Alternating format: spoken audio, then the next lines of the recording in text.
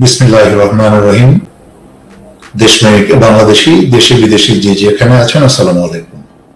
ছাত্র ছাত্রী জনতার জীবনের বিনিময়ে এই বর্তমান সময়টা ফিরে এসেছে।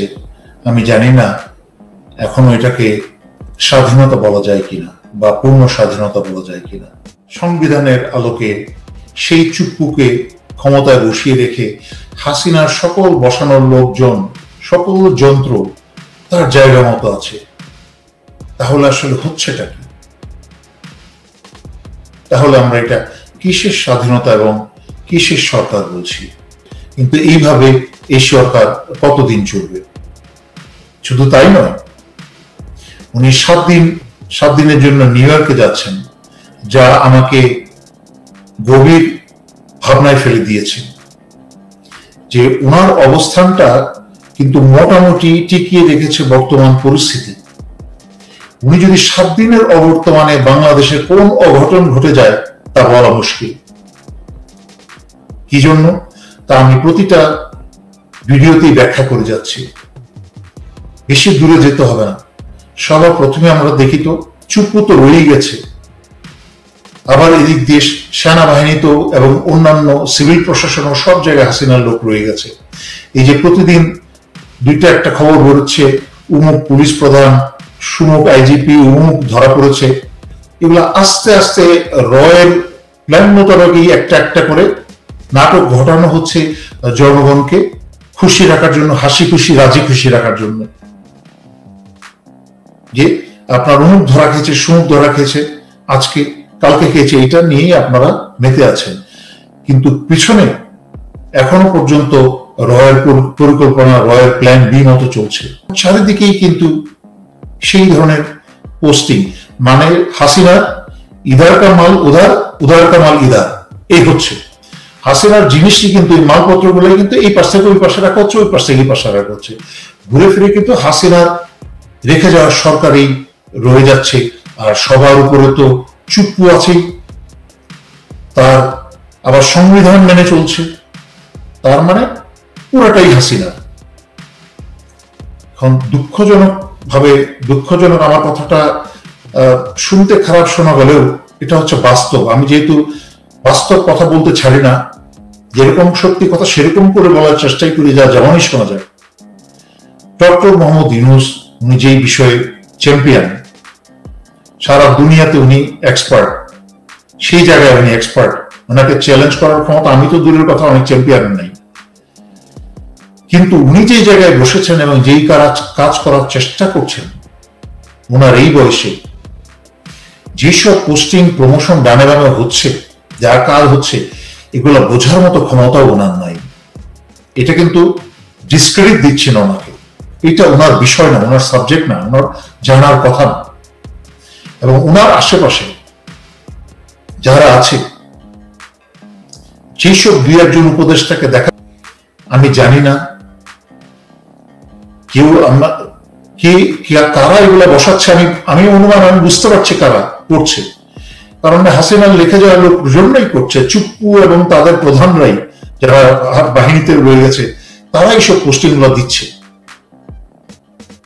যেরকম ভাবে অস্বীকার করা হয়েছিল যে স্বৈরাচারী শেখ হাসিনা পালিয়ে যাচ্ছে, এটা ওনার ধারণায় ছিল না। এটা একটা পাগলও হাসবে এটা শুনে যে ওনার ধারণা ছিল না। সেনাবাহিনীর হেলিকপ্টার, সেনাবাহিনীর সকল গিয়ে এবং সেনাবাহিনীর লোকজন পর্যন্ত হেলিকপ্টারে করে তাকে ভারতে দিয়ে এসে আবার ফেরত এসেছে, অথচ ওনার নলেজে নেই। এটা কি সম্ভব? বাতির নিচে অন্ধকার, আলো ছড়াবে কিভাবে? আর চারিদিকে যেই সব পোস্টিং হচ্ছে, পোস্টিং গুলোও কিন্তু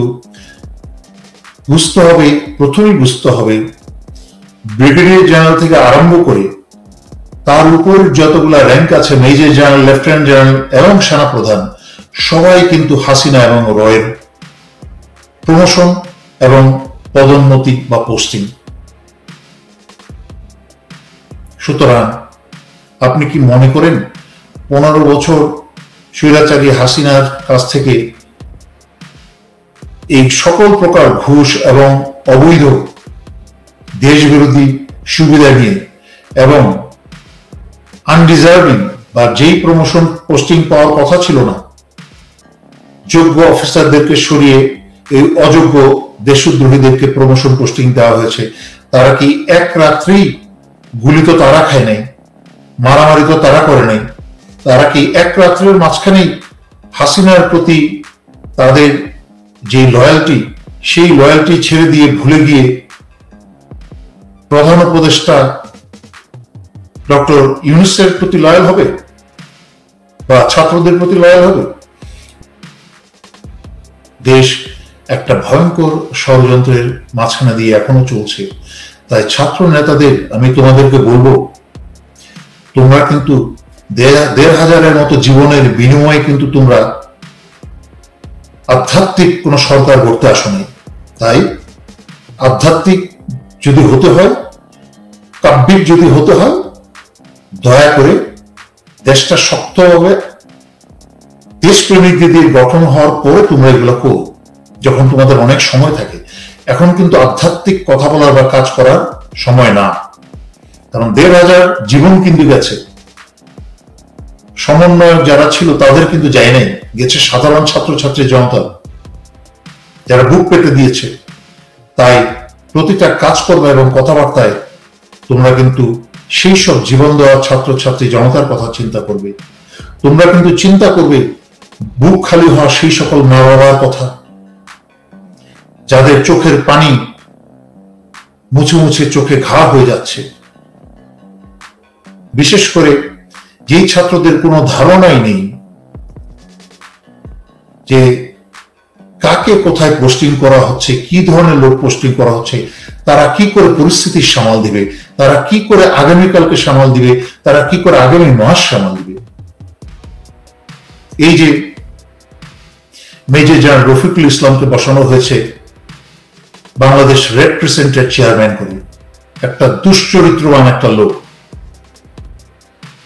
যে বিডিআর এর হত্যার সকল রিপোর্ট, তদন্ত রিপোর্ট সমস্ত কিছু ধ্বংস করে দিয়ে হাসিনা যেভাবে নির্দেশ দিয়েছে সেইভাবে সে তৈরি করে যারা যারা ক্রিমিনাল, যারা হত্যাকারী, তাদের সবাইকে পার পাইয়ে দিয়েছে।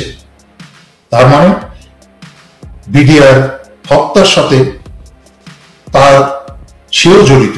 এরকম একটা লোককে কিভাবে রেড ক্রিসেন্টের মতো একটা মানবিক সংস্থার চেয়ারম্যান বানানো হয়? তাই বলছি, তোমরা যদি যেটা না বোঝো, যোগ্য ব্যক্তিদের কাছ থেকে সেই উপদেশটা নাও, তাদেরকে ডেকে তাদেরকে বলো যে প্লিজ আমাদেরকে বলেন এই পোস্টিংটা হতে যাচ্ছে, এই পোস্টিংটা হতে যাচ্ছে, এখানে যেই লোকটা দেওয়া হচ্ছে এই লোকটাকে ঠিক আছে নাকি হাসিনার ভারতের রয়্যাল লোক? তোমরা তো কিছুই বুঝতে পারছো না। সব হাসিনার আর রয়্যাল লোক কিন্তু চারিদিকে তোমাদের। হাসিনা রেখে যাওয়া এবং ভারতের রয়্যাল তৈরি করা যে যন্ত্রটা ডক্টর মোহাম্মদ ইউনূসের অধীনে কাজ করছে না, সহযোগিতা করছে না। আর নয়তো এই ৫৭ জনকে ছাড়িয়ে আনার জন্য ডক্টর মোহাম্মদ ইউনূসের হস্তক্ষেপের প্রয়োজন হতো না। কিন্তু আমাদের পররাষ্ট্র মন্ত্রণালয় এবং ইউএইতে আমাদের যে এমবেসি আছে, সব হাসিনার রেখে যাওয়া লোক, এবং তারাই এই ৫৭ জনকে বিপদে ফেলেছে এবং তাদেরকে উদ্ধারের জন্য কোনো চেষ্টা তারা করে নাই। সেখানে ডক্টর মোহাম্মদের ইউনূসের চিঠি দেখছি ঘুরে বেড়াচ্ছে ফেসবুক এবং সব জায়গায়। এই চিঠিও তো আসার কথা, দরকার ছিল না ওনার কৃতিত্ব বা ওনার কাজ বোঝানোর জন্য। উনি এখন ওভার ওয়ার্ক করছেন। উনি হাসিনার রেখে যাওয়া যন্ত্র কাজ করছে না, তাই ওনাকে অতিরিক্ত কাজ করতে হচ্ছে। এই যে প্রফেসর মোহাম্মদ ইউনূস, ডক্টর মোহাম্মদ ইউনূস ৭ দিনের জন্য লন্ডন, নিউ ইয়র্কে চলে যাচ্ছেন, আমি তো দুশ্চিন্তায় আছি।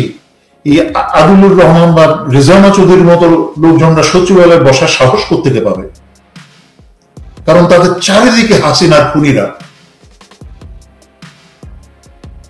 যেসব পুলিশ তাদের পিছনে পাহারা দিচ্ছে, যেসব বিজিবি, তারাও তো হাসিনার লোকই। একটা কথা স্পষ্ট বুঝতে হবে, 15 বছরে কমসে কম 5 স্তরের ঊর্ধ্বতন 5 স্তরের সকল অফিসার এবং সকল পদবীর লোক কিন্তু হাসিনার লোক কমসে কম। এখনো তো রমুক্ত হয়নি বাংলাদেশ। তাহলে তাই যদি না হয়, প্রধান উপদেষ্টার মিলিটারি সেক্রেটারি কি করে হাসিনার মিলিটারি সেক্রেটারি হয়? যেই সামরিক সচিব মেজর জেনারেল ফেরদৌস হাসান স্বৈরাচারী হাসিনার সামরিক সচিব ছিল, যে হাসিনাকে খালা বলে ডাকত, সেই এখন প্রধান উপদেষ্টার সামরিক সচিব। আর যেখানে স্বয়ং ভারত বাংলাদেশের গণহত্যাকারী হাসিনাকে ভারতে বসিয়ে খাইয়ে পড়িয়ে আশ্রয় দিয়ে তাকে নিয়ে বাংলাদেশ বিরোধী ষড়যন্ত্র করছে, তখন ভারত বাংলাদেশের উন্মুক্ত শত্রু। এটা না বুঝলে কোনো বিপ্লব কোনো কাজের হবে না, কোনো আধ্যাত্মিক কথা কোনো কাজে আসবে না। এই বলে শেষ করছি। ধন্যবাদ। আসসালামু আলাইকুম।